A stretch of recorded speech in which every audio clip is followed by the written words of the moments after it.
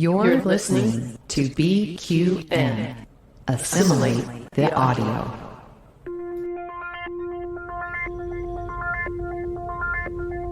Engage. 78 years have passed since the days of the original USS Enterprise. Now a new Galaxy starship has been designed.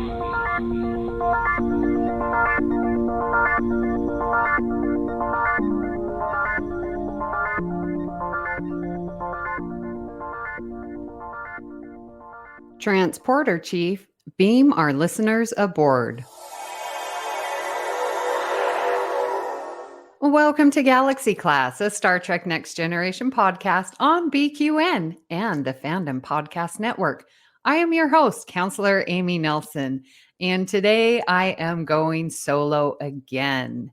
So welcome. Thank you so much. We are going to continue our Writer's Guide reading. It has been a while, and I did want to finish up. And today we are going to look at the Star Trek universe, their allies and adversaries.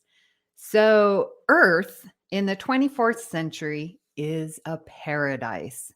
We have established that most, if not all, of the major problems facing the human species have been resolved, and the Earth has since been transformed into a human paradise with large protected wilderness areas, grand parks, beautiful cities, and a literate and compassionate population that has learned to appreciate life as a grand adventure. Oh my gosh, can we please get there? Everyone, be literate and be compassionate. This is how we're going to get there. Now, the Federation is an alliance of many planets. The United Federation of Planets is not a human-only alliance. Many worlds, human and otherwise, have joined together to form a federation of mutual benefits and services. Starfleet vessels serve all the worlds of the Federation, not simply Earth. By the time of the 24th century, there are as many alien worlds in the Federation as humanoid ones.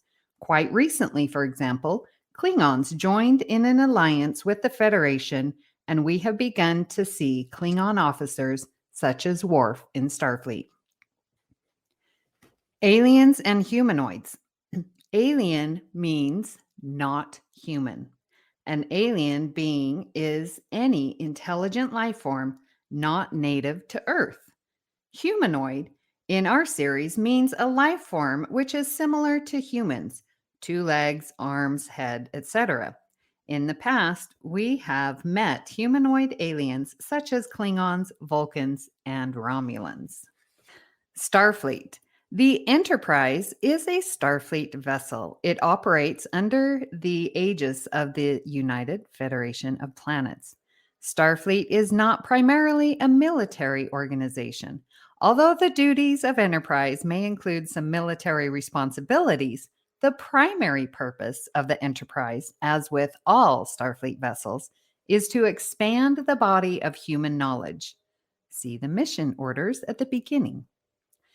In practice, this means that our armaments and militarism have been de-emphasized over the previous series and very much de-emphasized over the movies. We will not see saluting. We may hear the word sir, but it is extended as the same kind of courtesy used by junior and senior officers on civilian airlines. It is traditional, however, to use the ship's ranks on the bridge as an acknowledgement of the naval heritage of Starfleet.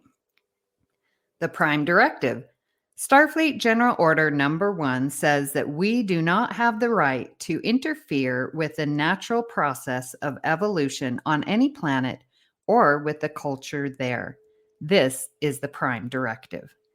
Any captain who does find it necessary to violate the Prime Directive had better be ready to present a sound defense of his action. Example, the wounded. So there you have it. It's sort of written that, yeah, you can, break the Prime Directive, but you better have a damn good reason. I like that because, that's always the big trope. All right, we're breaking the Prime Directive. Pen pals. All right, the Borg. The Borg are a race of humanoid beings that have become part machine. They operate in a collective consciousness, with each individual Borg being only part of a greater whole. Their sole mission in life is to assimilate new technologies and new races into the Borg consciousness through absorption.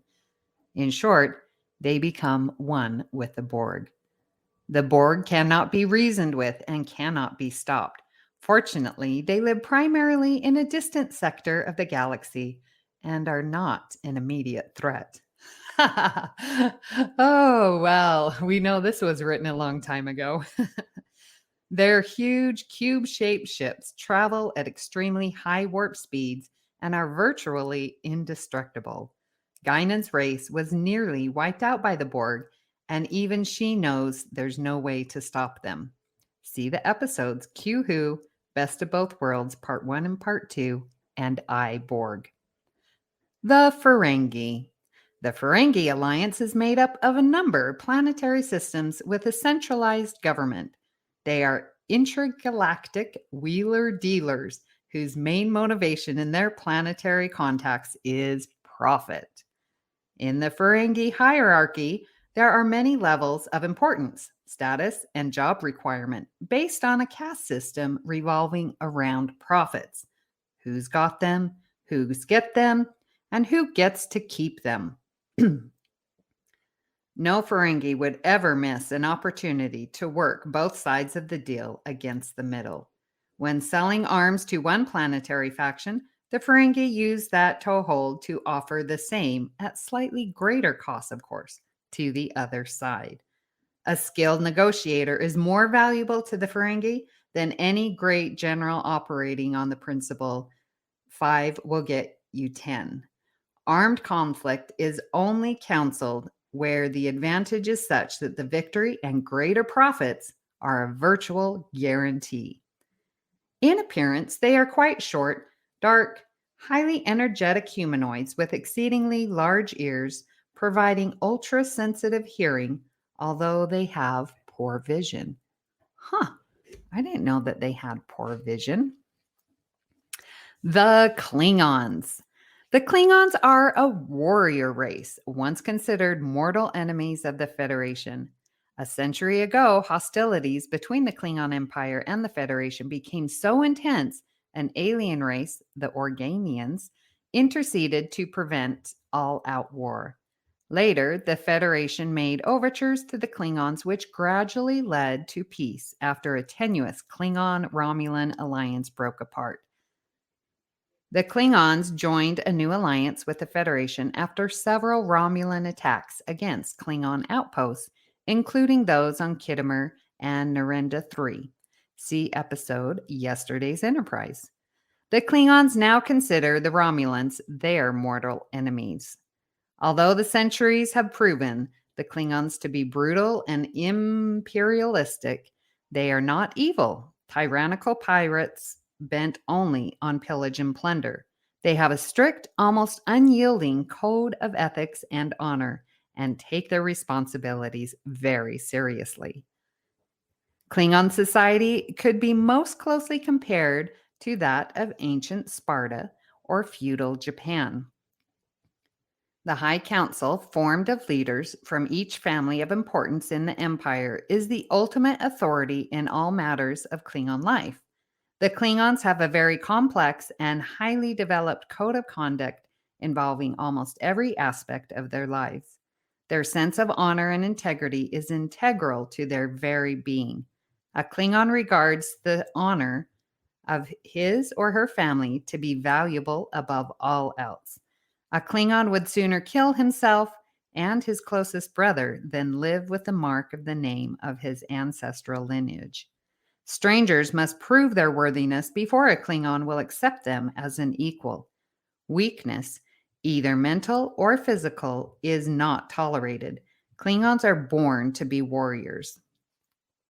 Klingons respect courage, strength, and cunning in that order. To contrast them with the Romulans, Klingons respect the declared war, the killing stroke, the blood feud, death on the battlefield, and clear positions of hostility. Romulans prefer guile, stealth, intricate plots, letting others die for you, ambiguous positions, and shifting loyalties. Ooh, that's a good comparison to see how the Klingons and Romulans are different. Well, the Romulans. The Romulans are a branch of the Vulcan race that did not eventually turn toward logic and peace, as did the ancestors of Mr. Spock. In addition to pointed ears, they share the same high intelligence as Vulcans, but have remained warriors, their mental powers making them even more dangerous than the Klingons. 200 years ago, the embryonic Federation and the Romulans fought a devastating war. Part of this final ceasefire agreement was the establishment of the Romulan Neutral Zone. The zone runs the length of the border between the two powers, and entry into the zone by either side is considered an act of war. Both the Federation and the Romulans maintain outpost stations to monitor the border. There are no inhabited worlds within the neutral zone. Is that true? I don't know. I don't know if that's true anymore. Because wasn't there a planet that they had to go in? Oh, it was that. Oh, no, it was just right near when they went to retrieve B4 in Nemesis. Yeah, it was near the neutral zone. Okay. It's right. Romulan ships are known as warbirds and are much larger and more powerful than the Enterprise. Their ships are equipped with cloaking devices, which render them invisible to our sensors. The homeworld is called Romulus. See episodes Unification Part 1 and Part 2. Romulans are deceptive, manipulative, and cunning. They would probably be the greatest chess players in the galaxy, since they delight in wheels within wheels, traps within traps. Unlike the Klingons, who are brutish, the Romulans are almost satanic, but capable of their own kind of refined culture. Ooh, they use the word satanic. That's harsh. One of the more infamous Romulans in the 24th century is Commander Sela, a half-human hybrid conceived by a former Enterprise crew member during an alternate timeline. See episodes Yesterday's Enterprise and Redemption Part 2. That would be Tasha. All right, the Vulcans. The Vulcans are an ancient race that once nearly destroyed themselves before turning to logic and peace as a way of life. They have full control of their emotions and seldom share their feelings with others. Ambassador Spock and his father Sarek are among the best known Vulcans in the Federation. See episodes Sarek and Unification Part 1 and 2. All right, let's get to some Star Trek terminology. Away teams, or landing parties. No longer does a Starfleet captain lead the way down to dangerous planets.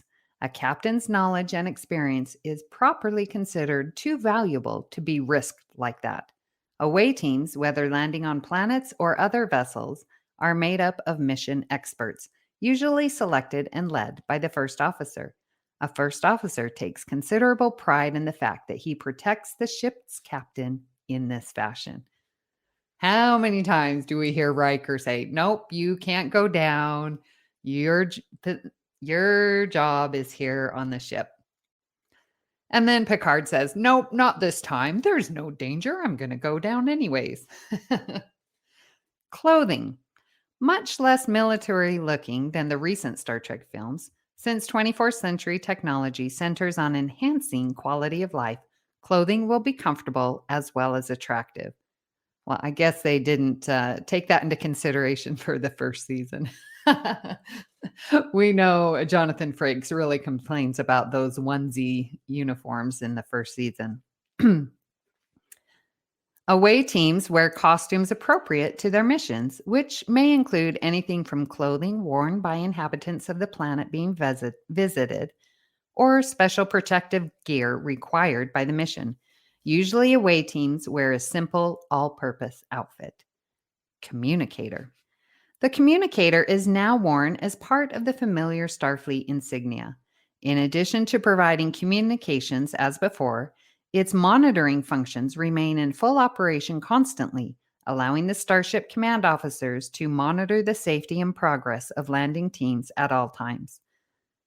Although this creates some additional difficulty in maneuvering our people into danger, story believability demands that our 24th century technology be at least as capable as 20th century technology in this area. Perhaps not such a difficulty if one realizes that 24th century villains are no doubt capable of technological countermeasures. Deflector shields protect the vessel. A very powerful set of protective force fields, also called shields, that protect the Enterprise from attack.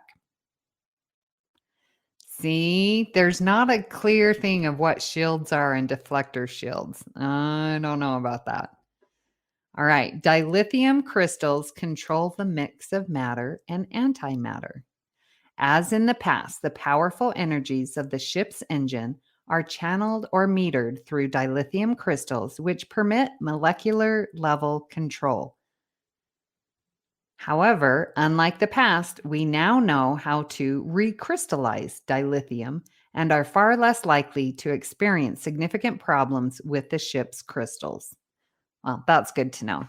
They need to tell that to Discovery.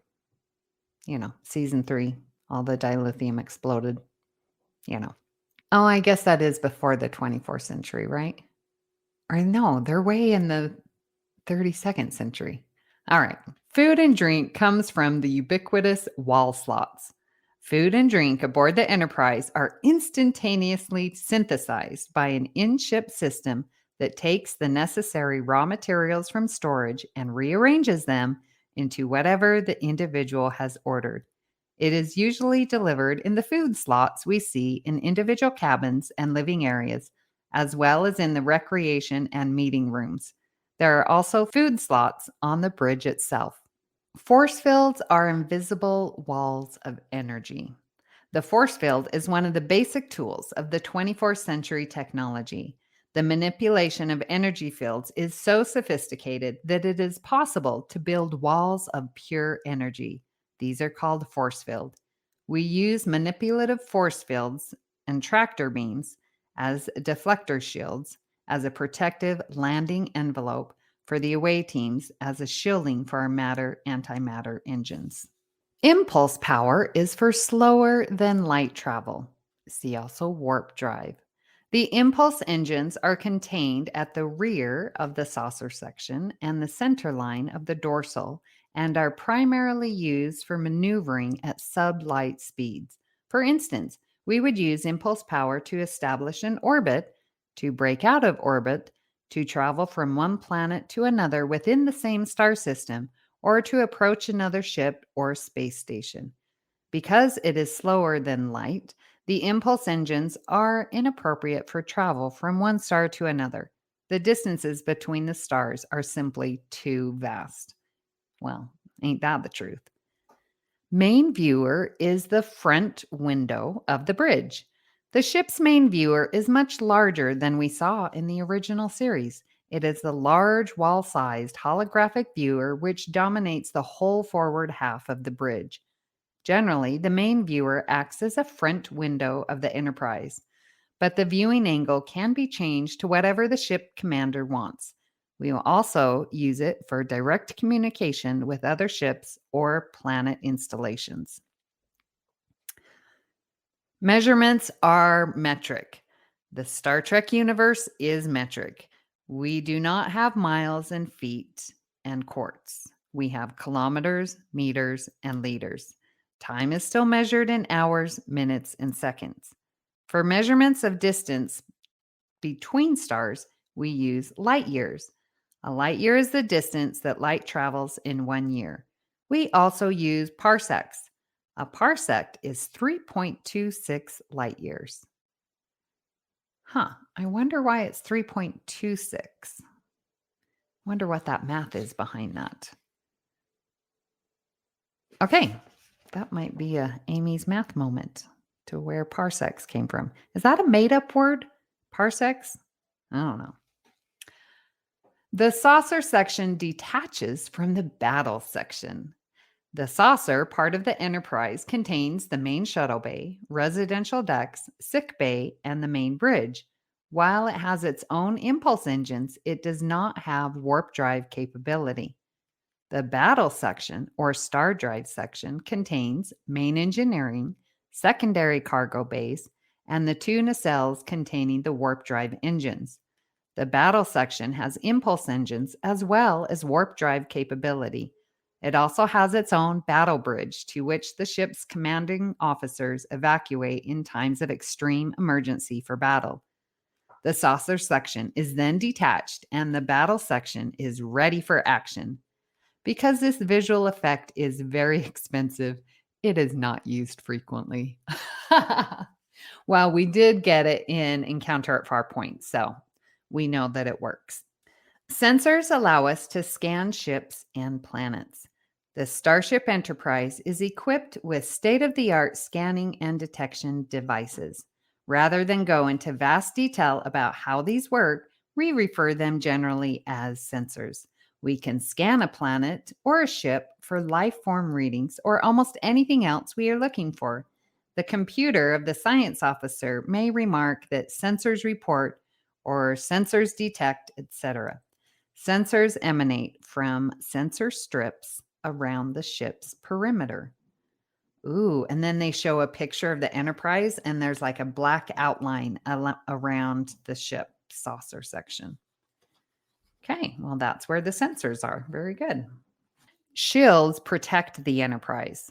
Although we are primarily a non-military mission, the Enterprise may occasionally find itself in military situations. Yeah, just occasionally.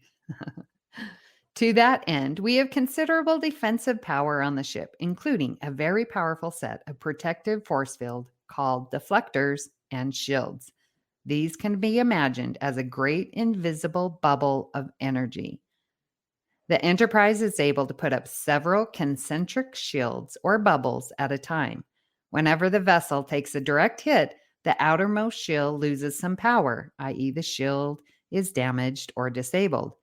Captain, 2 of our shields are down. When the last shield is gone, the ship is totally vulnerable. Shields are raised with any several commands, shields up, or even simply shields. Conversely, shields off or shields down. Under normal conditions, we will always have navigational shield operations. Under normal conditions, we will always have navigational shields operative. These are deflector shields, which sweep out far ahead of the vessel's path through space, deflecting from the ship's course everything from stray hydrogen atoms, which could cause considerable damage at warp speeds, to full-size meteorites and asteroids and other space debris.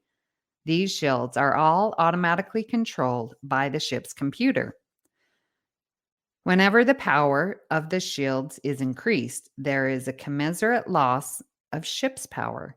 Maximum shielding can be maintained only for a limited time. Shuttlecraft are also available. A shuttlecraft is a small, limited purpose spacecraft generally used when the transporter beam is inappropriate or unavailable. It can carry up to 10 people from the Enterprise down to the surface of a planet and back again. The shuttlecraft are docked in one of 2 shuttlecraft hangars in the ship. The entrances to these hangars can be seen at the top rear of the saucer and at the upper rear of the dorsal. Starbases. Because the total area of Earth explored space is so vast, Starfleet has established a network of starbases through the explored part of the galaxy to monitor and direct the operations of its starships. Starbases exist as needed. Some are on planets, other are deep space stations. Starships like the Enterprise will often rendezvous with the nearest starbase to pick up or discharge personnel. Subspace radio channels allow faster than light communication. Ordinary radio waves travel at the speed of light. This is too slow for our purposes.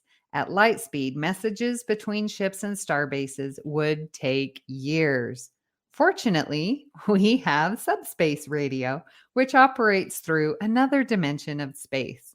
Subspace radio waves allow us near instantaneous contact with a starbase when we are within a few dozen light years. Beyond that, subspace messages take several hours or days. For the most part, subspace contact with the nearest starbase is advisory. A starship captain has the authority to implement Starfleet policy for himself, his crew, and his ship as he deems appropriate. Only in matters of the highest importance will Starfleet overrule a captain's judgment. The tractor beam is an electronic grappling hook. I like that description. The tractor beam is a manipulative force field. It allows us to grab and pull another object in space equivalent of a grappling hook and towing line. The tractor beam emitter is a small device that is tucked into the niche at the aft end of the ship's keel facing rearward. It can be lowered to swivel 360 degrees for special requirements. Oh, well, that's pretty cool. Like it will drop down. And so, well, it can't be, 360 degree, but not like a sphere because the ship gets in the way. Okay.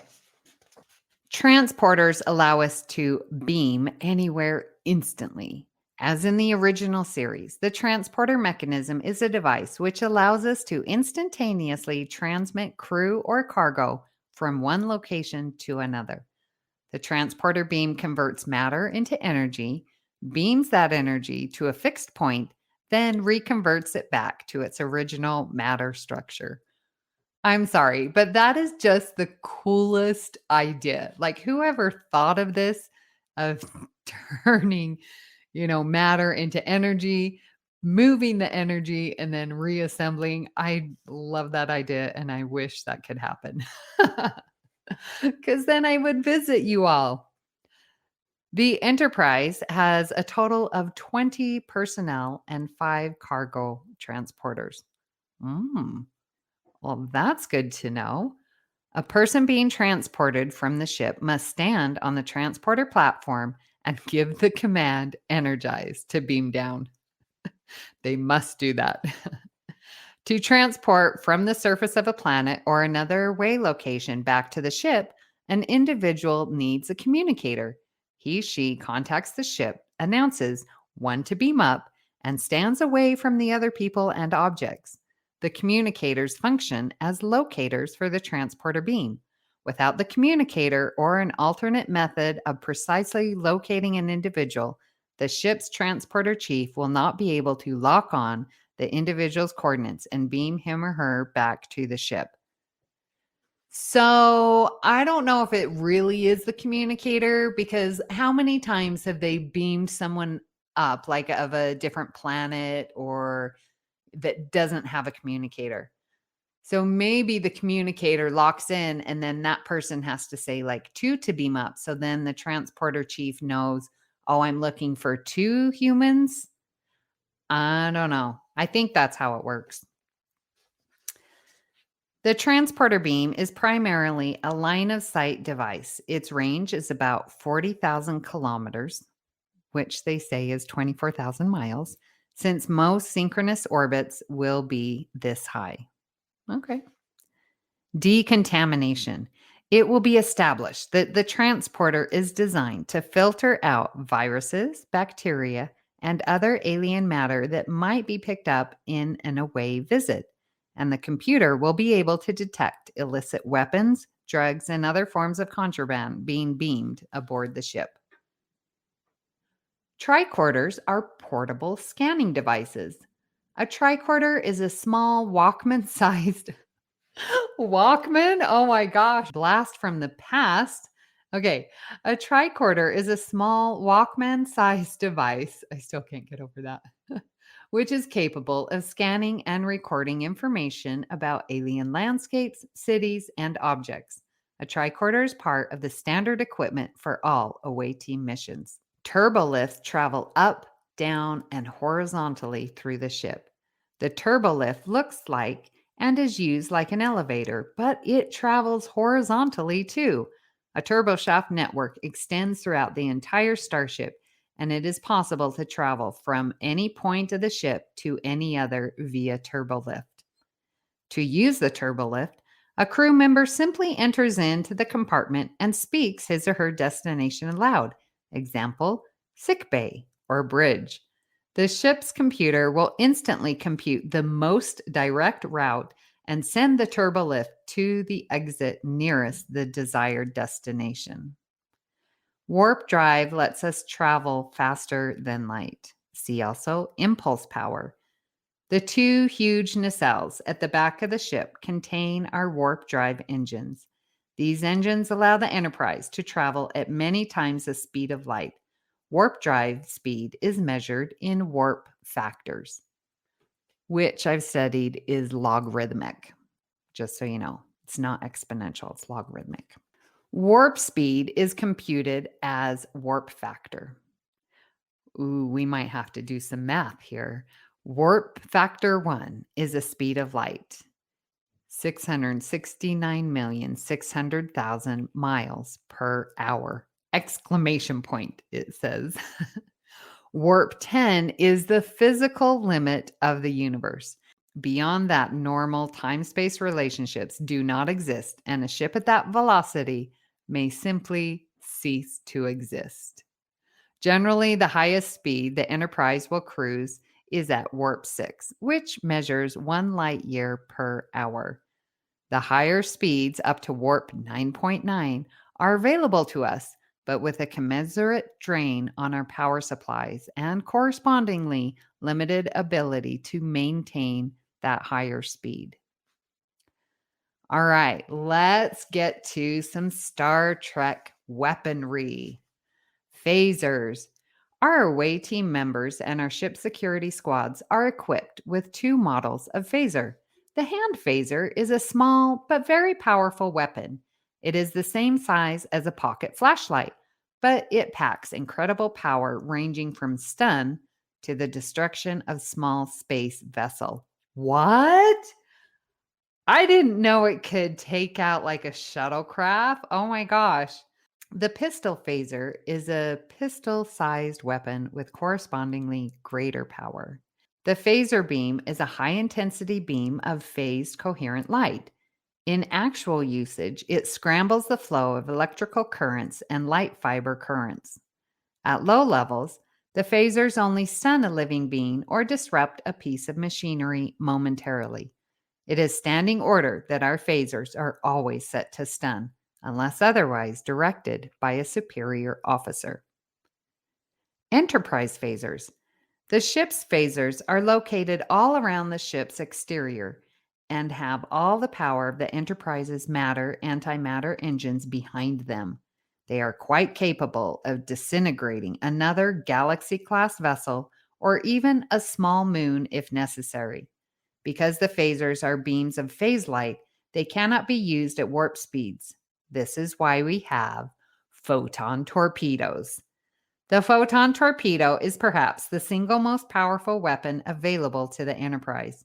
Its tiny piece of antimatter held in a magnetic bottle, i.e., the black casket we saw in Star Trek movies.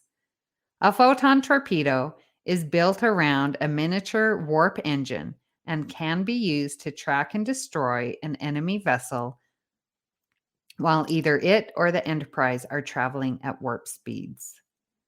There is a single photon tube forward and 1 firing aft.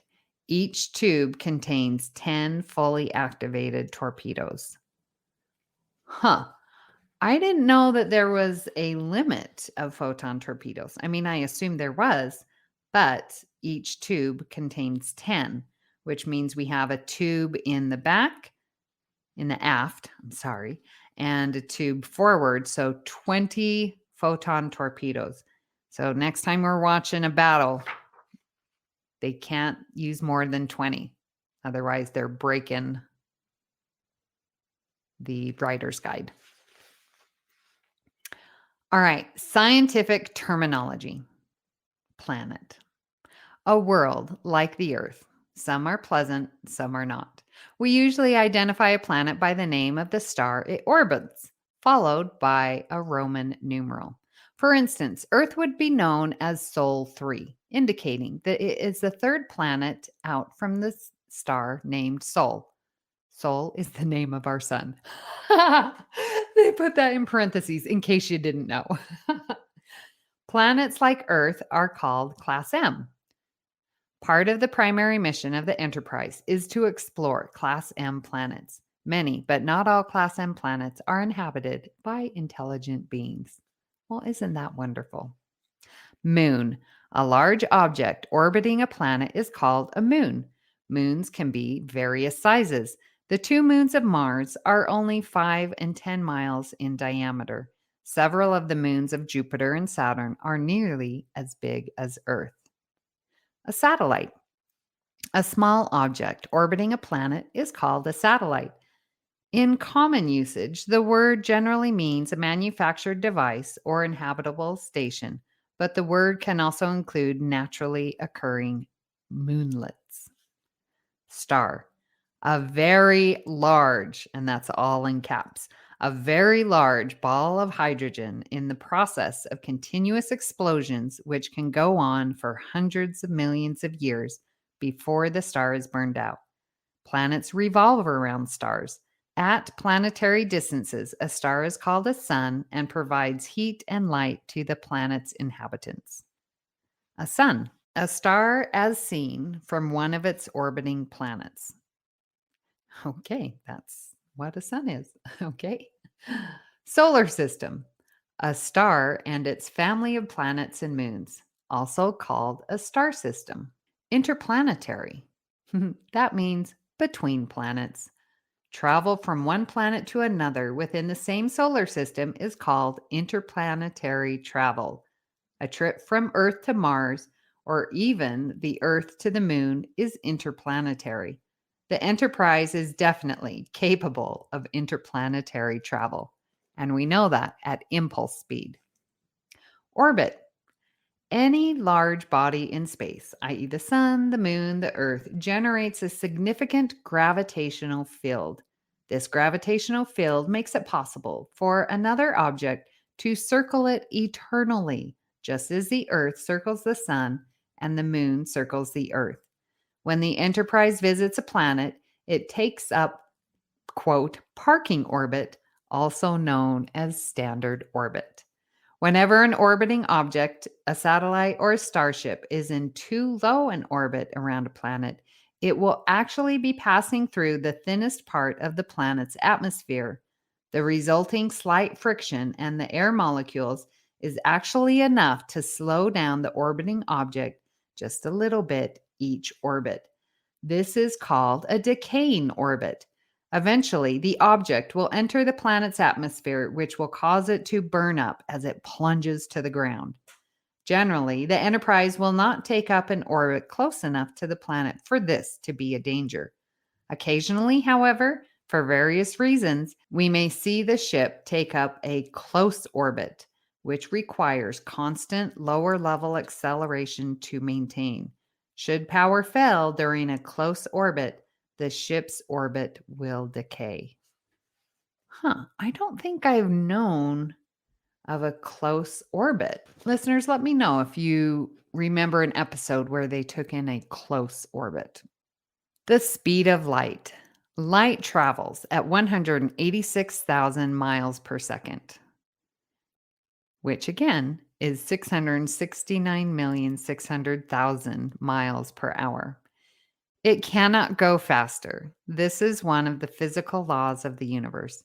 It takes 8.5 minutes to get from the sun to the Earth. It takes light 4 1/3 years to get from Earth to the nearest star. Light year, the distance light travels in 1 year. The nearest star to Earth, Proxima Centauri, is 4 1/3 light years away. Interstellar, between stars. Although the stars within the galaxy can be many hundreds of light years apart, warp speed makes it possible to travel these distances in a matter of days or weeks. The Enterprise is specifically designed for rapid, efficient interstellar travel. See the warp drive. A galaxy. Billions and billions of star clusters together, usually whirling around in a vast spiral shape. The Earth and its sun, for example, are way out near the edge of the Milky Way galaxy. See the illustration on page 3. Our nearest neighboring galaxy, the Andromeda galaxy, is so far away that even at warp 10, it would take over 300,000 years to get there. Whew. The universe. Here's the one sentence. The universe is filled with billions and billions of galaxies. And there you have it. That is the end of the writer's guide. There is additional source material that they list. We strongly recommend, as a technical companion to this guide, the Star Trek: The Next Generation Technical Manual by Rick Sternbach and Michael Okuda, published by Pocket Books. Rick Sternbach and Michael Okuda are technical advisors to the producers and writers of Star Trek: The Next Generation. Their technical manual will take you on a guided tour through the USS Enterprise, NCC 1701D, from the bridge to the shuttle bays, from the transporter room to the crew's quarters. This book provides a never-before-seen glimpse at the inner working of the most incredible starship ever conceived by the two designers who helped create it. Full of diagrams, technical schematics, and ship's plans, the technical manual also takes a look at the principles behind Star Trek technology, from phasers to warp drive to the incredible holodeck. Available at bookstores. Well, I have really enjoyed reading you this Writers and Directors Guide Special Edition 1992-93. I, again, need to thank Stephen King for letting me borrow this. I have taken very good care. It is now going to go in the mail back to you. Or maybe should I deliver it personally to you? That might be a thought. Incoming transmission. We would love to hear what you thought of today's episode and hope you'll join our Facebook group, the BQN Collective, to continue our discussion there. You can also tweet your thoughts at Galaxy Class Pod, or you can follow the network on Twitter and Instagram at BQN Podcasts. What shows are on BQN, you ask? Well, here's a rundown of some podcasts you might be interested in. All Good Things, a Star Trek Universe podcast covering all of Trek, hosted by Amy, Mark, Christos, and Kelvin. Bargain Bin Gamer, a YouTube show hosted by Davey, a self-proclaimed gamer who specializes in reviewing and showcasing affordable video games. If you're lost in the Delta Quadrant, check out The Captain's Couch, a Star Trek Voyager podcast hosted by Jeremiah sitting on Janeway's Ready Room couch. Cinema Z, a film discussion and review podcast showcasing films you probably missed but should definitely check out, hosted by Mark, Matt, and Laz. Beam Aboard the Galaxy Class, a Star Trek Next Generation podcast covering all of TNG, hosted by Amy, Joe, Rhea, and Kevin. History with the Szilagys, a snippet of historical events from around the world, hosted by Chrissie and Jason. For the newest Trek coverage, check out Infinite Diversity, hosted by Chrissie and Thad. Test your Trek knowledge with Treksperts Quiz, a Star Trek quiz show hosted and written by Davey. Union Federation, covering all things Star Trek and the Orville, which we all know is really a Star Trek show, hosted by Kyle, Kevin, Amy, and Haley. Spill the Tea with What's the Tea, Bev? A Trek current events and fan interview show hosted by Christos. And for our Patreon members, we have The Hive Mind, BQN's monthly roundtable discussion with hosts and listeners. It's Green, a cornucopia of topics hosted by Mark. And Amy's Math Moments, a quick look at math moments in Star Trek, hosted by Amy. We know you have a choice of podcasts to choose from, and we thank you for listening to BQN. Assimilate the audio. If you would like to contact me, you can do so on Twitter at Miss Amy Nelson. But my favorite place right there in the BQN Collective. I also co-host Union Federation and All Good Things. Priority 1 message from Starfleet coming in on secured channel. If you would like to help us keep all our shows coming to you each week, you can become a patron of the network on Patreon. With a monthly Patreon subscription of $5 or more, you can join our meetings of Hive Mind on the second Saturday of each month. For more details, go to patreon.com/BQN. A huge shout out to our very own associate producers, Jim McMahon and Davey Willett. We are so grateful for your support. At this time, we would like to thank our executive producers who make all of this possible, and a special thanks to Mark White for our artwork and Joe Keegan for our show music. Thank you for beaming aboard Galaxy Class, and until next time, great joy and gratitude.